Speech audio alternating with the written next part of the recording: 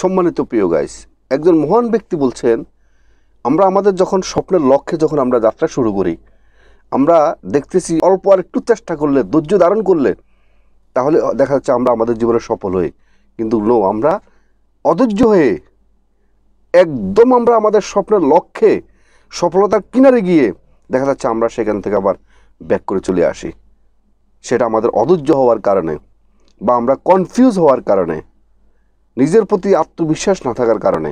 সুতরাং আপনাকে প্রত্যেকটা স্বপ্নের লক্ষ্যে যখন আপনি জার্নি শুরু করবেন, আপনাকে অদম্য বিশ্বাস এবং আপনাকে ধৈর্য সহকারে আপনার জীবনকে আপনি এগিয়ে নিয়ে যেতে হবে। আজকের কন্টেন্টটি তৈরি করছি, আপনি হয়তো বা মধ্যবিত্ত ফ্যামিলির সন্তান বা হয়তো গরিব ফ্যামিলির সন্তান, কিন্তু আপনার জীবনে একটা বড় হওয়ার অনেক স্বপ্ন, কোটিপতি হওয়ার স্বপ্ন, আপনার জীবনে একটা গাড়ি হবে, বাড়ি হবে, মানে আপনার জীবনে অনেক পরিশ্রম করতেছেন, অনেক কষ্ট করতেছেন, আপনি কোথাও না কোথাও আপনার আটকে যাচ্ছেন, হ্যাং হয়ে যাচ্ছেন, কোথাও না কোথাও আপনি কনফিউজ, মানে আপনি এগুতে পারতেছেন না, আপনি ক্লান্ত হয়ে গেছেন, আপনি ডিপ্রেশনে চলে যাচ্ছেন, মানে আপনি এখন কি করবেন, হতাশা অবস্থা আছেন।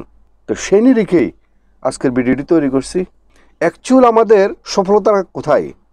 যারা আজকে মিলিনিয়ন, কোটি কোটি টাকার মালিক, তারা কিভাবে কোটি কোটি টাকার মালিক হলেন, তারা কিভাবে আজকে বড় বিজনেসম্যান হলেন, সফল একজন বিজনেসম্যান হলেন এবং একজন সফল ম্যান হলেন, তাদের কি গোপন সূত্র আছে, তাদের সেই গোপন সূত্র অনুযায়ী এবং আমি আপনাদেরকে অনেক সহজ করে আপনাদের কিছু রাস্তা আমি দেখাই দিব, যে রাস্তার মধ্যে আপনি যদি কোনো ঠিক ফোকাস দেন, তাহলে দেখবেন যে আপনি আপনার জীবনে অতি দ্রুত আপনি নিজেকে একদম সফল করতে পারবেন।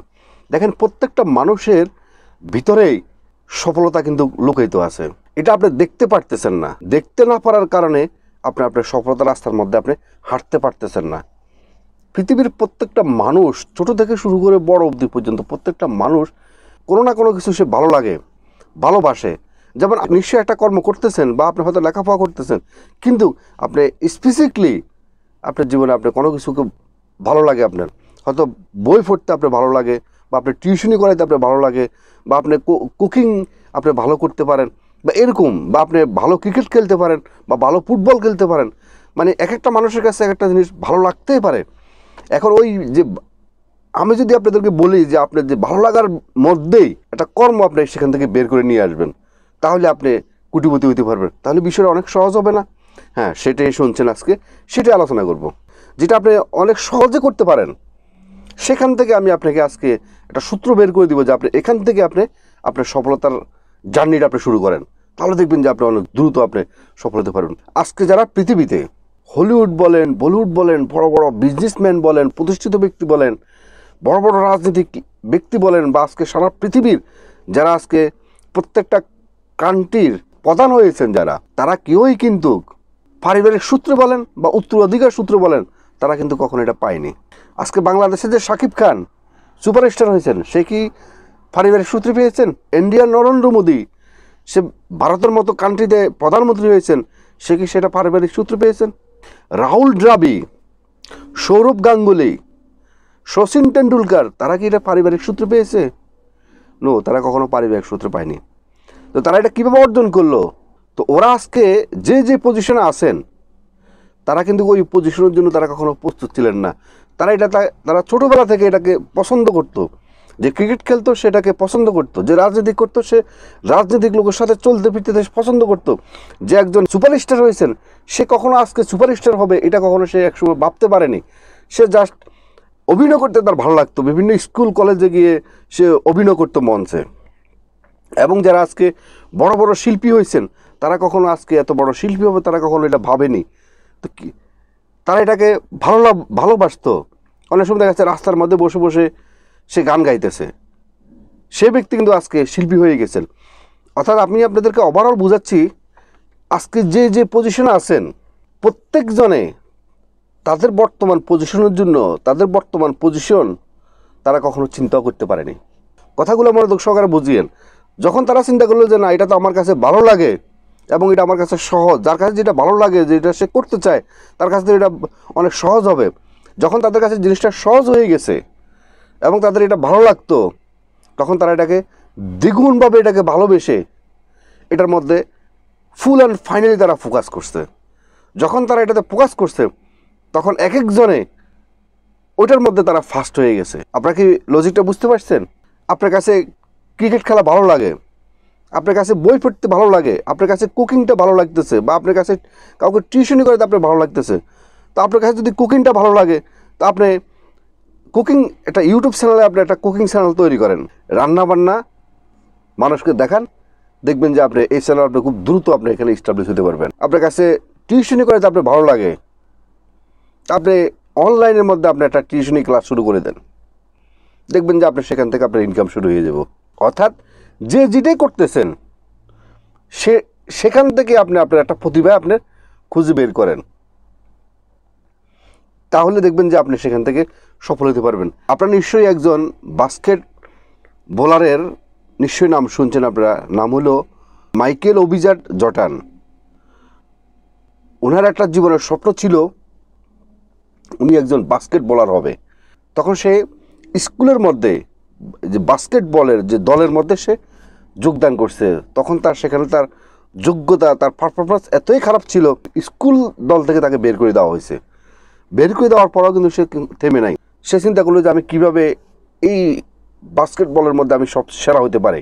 যখন আলাদাভাবে যখন এটার মধ্যে ফোকাস দেওয়া শুরু করলো, তখন ঠিকই সে আজকে একজন বাস্কেট বলার হয়েছেন এবং আপনার সবচেয়ে সেরা বিশ্বের মধ্যে নাম করা একজন বাস্কেট বলার হয়েছেন। সুতরাং আপনিও যদি কোনো জীবনে একটা লক্ষ্যে যদি কোনো আপনি ফোকাস করেন যে আপনি জীবনে কী হতে চান, আপনি কোথায় যেতে চান, কোন মাঠে আপনি খেলতে চান, আপনি একটা নির্দিষ্ট একটা গোল আপনি তৈরি করেন।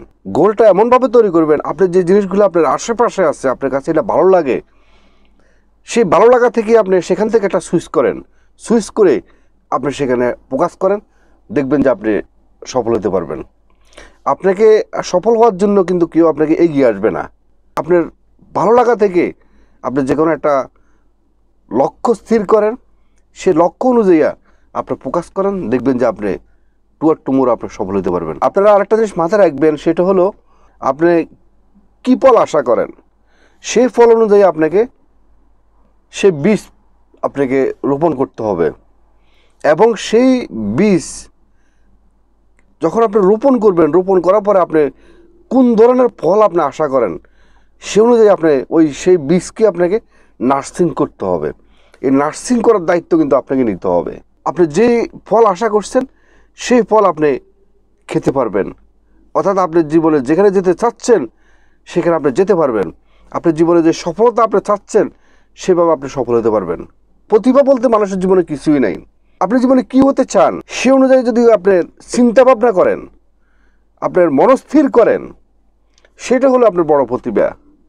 এখন আপনি অনেক প্রতিভাবান মানুষ, কিন্তু আপনি কোনো কাজে করেন না, কোনো কাজে করতে আপনার ভালো লাগে না, তাহলে আপনার প্রতিভা দিয়ে কোনো কাজে আসবে না।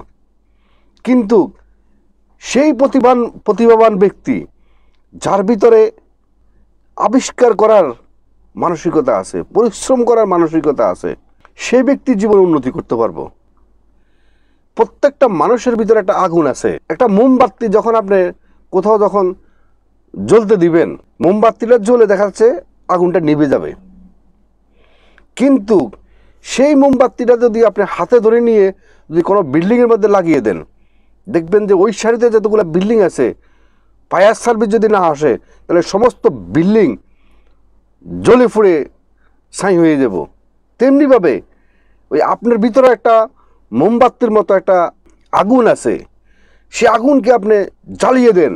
যখন এটা জ্বলতে থাকবে, মানে আপনি আপনার কাজের মধ্যে ফুল অ্যান্ড ফাইনালি যখন আপনি ফোকাস দিবেন, হার্ট অ্যান্ড সোল দিয়ে যখন আপনি পরিশ্রম করবেন, তখন দেখবেন যে আপনি ঠিকই আপনার জীবনে একটা সফলতা অর্জন করতে পারবেন। আজকের মতো ভিডিওটি এখানে শেষ করলাম।